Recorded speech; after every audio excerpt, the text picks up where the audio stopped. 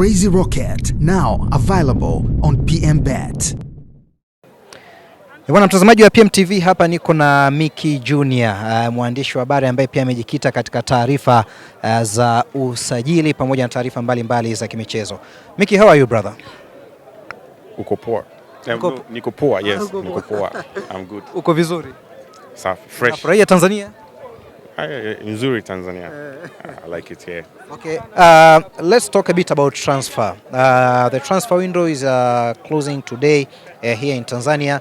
So far, how do you see with all that has been going on in this transfer window? Yeah, I think kudos to all the clubs. They did very well.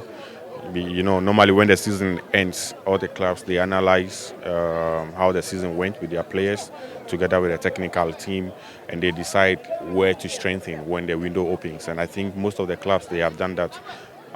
What I also think is that the transfer has been great for Tanzanian teams especially.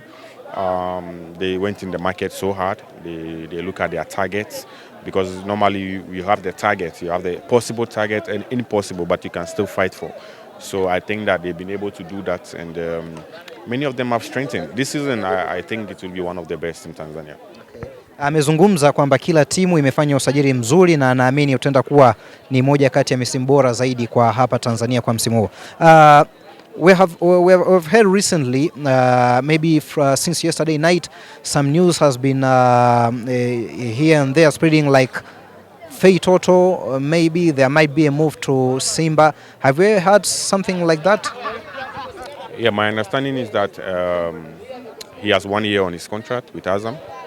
And, you know, the FIFA rule says that if a player is going to the 6th month into his contract, he can sign a pre-contract with any club. Like I mentioned before, he has already agreed to play for Simba. No two ways about that.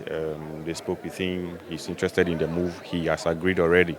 But Azam were not, Simba could not meet the Azam asking price they wanted. So what it means is that the player will stay. He will finish his contract. But in January, Simba will give him the pre-contract. Because in January, it means that he has at least about 6 months into his contract, so he can negotiate with any club. And this is the plan of Simba. So for now, he's not going to come before this window will close, but he will be there for next season. Bwana Micky anazungumza kwamba itakuwa ni ngumu kwa Toto kuja kwa msimu huu kwa sababu bado ana mkataba mmoja wa mwaka mmoja na Azam, lakini ni matumaini ya Simba kumpata mara baada ya msimu huu kumalizika. But also there is a situation and news about Steven Dese Mukwala, and looks like Al Ittihad have approached Simba to sign Steven Dese Mukwala. So far, how the deal is going? Yeah, my understanding is that their offer was rejected by Simba. For Simba, in all the players, their contracts, they have $1 million as the release clause that you have to pay. $1 million? Yes, $1 million for all players. Once you sign for Simba, that is what is in the contract. And so it means that if you are being approached by a club and you are still under the contract of the club Simba, the new club that wants to sign you, they have to trigger the $1 million before they can proceed with negotiations. And Al Ittihad, they haven't done that, as at what I understand. Because what they offered, I understand, was around $700,000, and it was rejected because Dese has a contract with Simba. And per Simba, they are contract with players. If you want him, you have to put $1 million on the table, then they start to negotiate. So no club has done that, and it means that as at now, Dese is staying for Simba. Bwana Micky anazungumza kwamba Steven Dese Mukwala bado ana mkataba na Simba na timu itoe mhitaji. Simba wameweka kumchukua ni dau la bilioni 2 na point kadhaa kwa point 3 na kuendelea. Sasa Al Ittihad wao waliweka dau ambalo lilikuwa ni kama bilioni 1 point something, ambayo ni sawa na US dola 700,000 na kitu. Kwa hivyo imekuwa ni ngumu na Simba wamekataa. Al Ittihad wanarudi kwa ajili ya kujipanga tena. Lastly, let's talk about Allan Okelo. Wonderful performance from him in Chan tournament, but also in World Cup qualifiers, scored a banger. And since then, there have been news like he might be coming to Tanzania. About Allan Okelo, how is the situation, considering the fact that his salary that is paid in Uganda is very affordable to the big clubs here in Tanzania? Yes, today I asked about him from Simba. They told me he has been on the scouting list for some time now.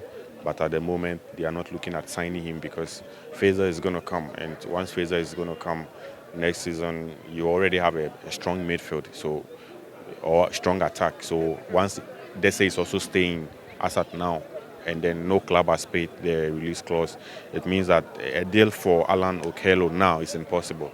So that's what this is what they told me, that he has been on the list for some time. They like him. The scouts, technical team, they appreciate his performance. He's a good player, no doubt. Even me, I like him so much. He's a very, very quality player. But with what they told me, it means that there's nothing happening now, and fans cannot expect Okelo to come to Simba as at now.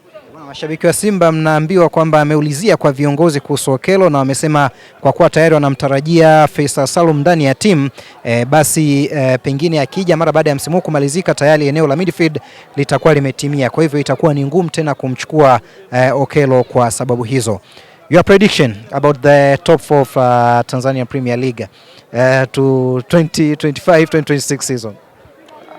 I think this season will be, if not the best ever season in the league, I think it will be one of the best season in Tanzanian football. Looking at how all the clubs, they have a strong squad, it will even be impossible for anyone to predict or to tell how the top 4 is going to be like, because look at all the top 4. I mean the big 4, if we can say. They have top quality coaches from Fadlu to Ibenge, even Siginda also. They have Gamondi, Azam also, they brought Ibenge. So I think it will be very tough. If you ask me to predict with what I saw last season, if things will be much better in terms of officiating and other stuff, maybe I can say that Simba will be number 1. Number 2, Yanga, they still have their squad. Almost everybody is there because Mzize is staying. So I'm not so sure about their new coach. I don't know with his experience. I don't know. I'm not so sure. So maybe I will put Yanga there, number 2. Number 3 will be between Azam and Siginda. One of them will fight for. It will be tough because now Azam, they really, even their target has to be in Confederation Cup because they need to make it into the group stage. I discussed with them that, guys, you cannot always spend on the market. You cannot, with all your facilities, infrastructures that you have, also good support at home, you need to make it in the group stage of the Confederation Cup. Don't forget Namungo, they were there. When you see the CAF ranking, Namungo is inside, no Azam, no Siginda. So I think that this is a good chance for them to come up so strong.